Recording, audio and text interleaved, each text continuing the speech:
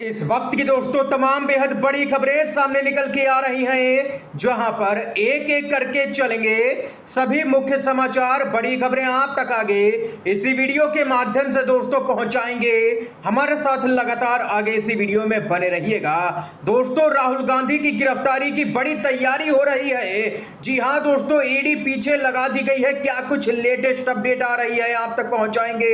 मुख्य समाचारों की तरफ बढ़ने से पहले अगर आप लोग भी नेता विपक्ष राहुल गांधी के समर्थन में खड़े हुए हैं तो अभी इस वीडियो को लाइक कीजिएगा और कमेंट बॉक्स में राहुल गांधी का समर्थन करने के लिए वी सपोर्ट राहुल गांधी जरूर ही कमेंट कीजिएगा। दोस्तों, आइए आपको पहली बड़ी खबर बताते चले। ईडी को मैदान में उतार दिया गया है, यानी कि हिंडनबर्ग रिपोर्ट में सच्चाई है। जी हां दोस्तों, राहुल गांधी को ईडी पूछताछ के लिए बुला सकती है। जल्द ही राहुल गांधी को ईडी के द्वारा नोटिस यहां पर भेजा जा सकता है, सूत्रों ने बड़ा दावा किया है।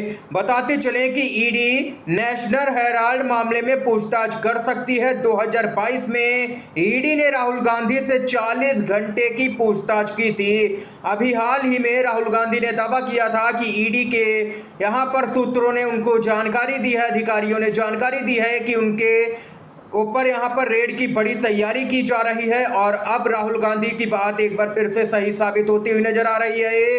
रिपोर्ट आई है अडानी पर, जिक्र हुआ है सेबी की चीफ माधवी का, लेकिन यहां पर पूछताछ होगी राहुल गांधी से। देख सकते हैं कि यहां पर पूरी तरह से भाजपा बौखलाई हुई नजर आ रही है।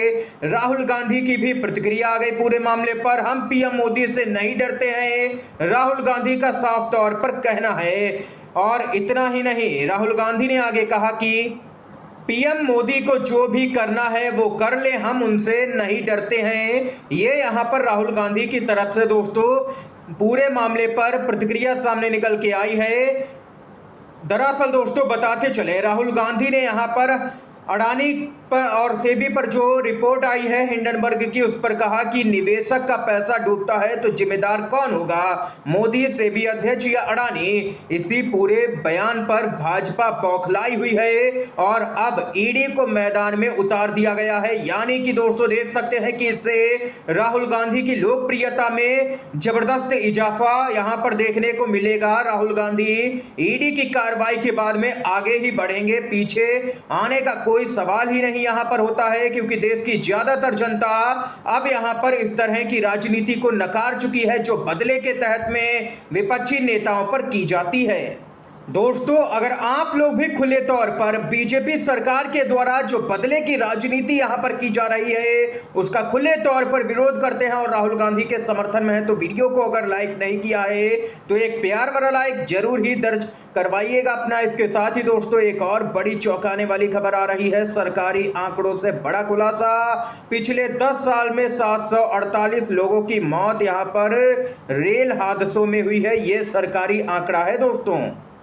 इसके साथ ही एक और बड़ी अपडेट आ रही है। हरियाणा विधानसभा चुनाव की तैयारियों की समीक्षा को लेकर के चुनाव आयोग का आज से 2 दिवसीय हरियाणा दौरा है।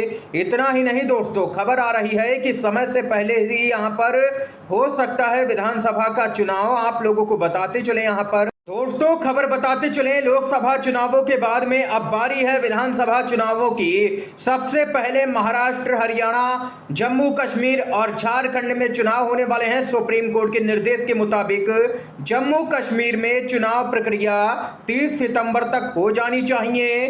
केंद्र सरकार चाहती है कि जम्मू कश्मीर के साथ ही महाराष्ट्र और हरियाणा में भी यहां पर चुनाव करा लिए जाएं, जहां पहले अक्टूबर में चुनाव होने थे। ऐसे में अब तीनों ही राज्यों में एक साथ चुनाव कराने के लिए प्रशासनिक तैयारी तेज करने के साथ ही राजनीतिक तैयारी भी यहां पर तेज हो गई है। कई जगहों पर यहां पर बताते चले, कई राज्यों के अंदर जैसे कि महाराष्ट्र और हरियाणा में ईवीएम की जांच भी शुरू हो गई है दोस्तों।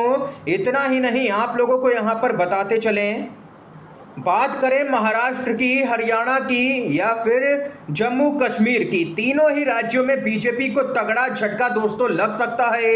महाराष्ट्र और यहाँ पर बताते चले हरियाणा में तो एक तरफा इंडिया गठबंधन की ही लहर नजर आ रही है दोस्तों। ये खबर आई है सामने। इसके साथ ही एक और अपडेट की तरफ बढ़ते हैं। खबर आ रही है, आप लोगों को बताते चले, कांग्रेस के नेता पवन खेड़ा ने कहा कि जिनका एक भी मुस्लिम सांसद नहीं है वे लोग वक्फ बोर्ड के नियम बना रहे हैं। सत्ता पक्ष का ना ही लोकसभा में और ना ही राज्यसभा में कोई मुस्लिम सांसद है। ये यहाँ पर कांग्रेस के नेता पवन खेड़ा भड़के हैं दोस्तों। केंद्र सरकार पर जेपीसी का गठन हुआ है वक्फ बोर्ड के जो बिल है उसके मामले में।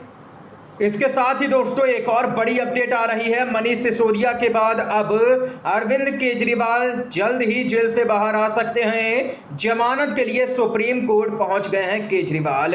जी हां दोस्तों, अरविंद केजरीवाल ने अपनी सीबीआई गिरफ्तारी को सुप्रीम कोर्ट में चुनौती दी है। अरविंद केजरीवाल की तरफ से वरिष्ठ वकील अभिषेक मनु सिंघवी ने जल्द सुनवाई की मांग की है। इस पर चीफ जस्टिस ऑफ इंडिया यानी कि डीवाई चंद्रचूड़ ने उनसे औपचारिक ईमेल भेजने को कहा है। ईडी वाले केस में सुप्रीम कोर्ट ने पहले ही अरविंद केजरीवाल को अंतरिम जमानत दे रखी है, लेकिन सीबीआई वाले केस में अभी तक उन्हें जमानत नहीं मिली है। दिल्ली हाई कोर्ट ने गिरफ्तारी के खिलाफ केजरीवाल की याचिका खारिज कर दी थी। दिल्ली हाई कोर्ट ने उन्हें जमानत के लिए ट्रायल कोर्ट जाने को कहा था। यानी कि कुल मिलाकर के देखा जाए तो केजरीवाल को भी सुप्रीम कोर्ट से ही राहत मिलने की उम्मीद लगाई जा रही है।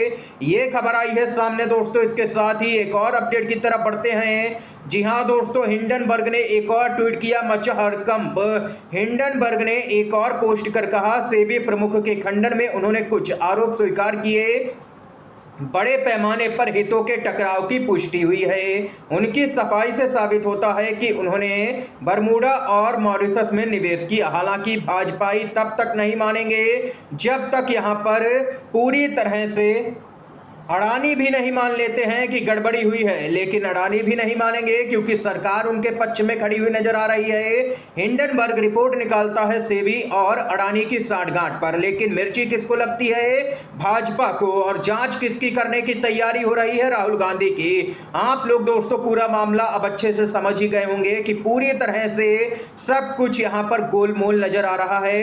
इस समय की दोस्तों आज की तमाम बेहद बड़ी खबरें, मुख्य समाचार थे जो हमने आप तक पहुंचाए हैं। दोस्तों वीडियो अगर आप लोगों को पसंद आया हो तो लाइक कीजिएगा, इन खबरों को, मुख्य समाचारों को शेयर कीजिएगा अपने सभी दोस्तों में, और चैनल पर नए हैं तो चैनल को जरूर ही सब्सक्राइब कीजिएगा।